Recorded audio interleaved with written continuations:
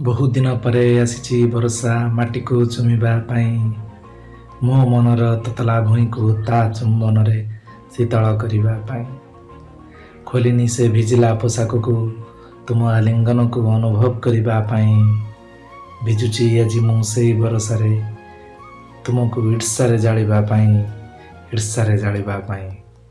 କାରଣ ତୁମେ ହିଁ କୁହ, ତୁମଠୁ ଅଧିକ ବର୍ଷାକୁ ଭଲ ପାଏ ମୁଇଁ, ବର୍ଷାକୁ ଭଲ ପାଏ।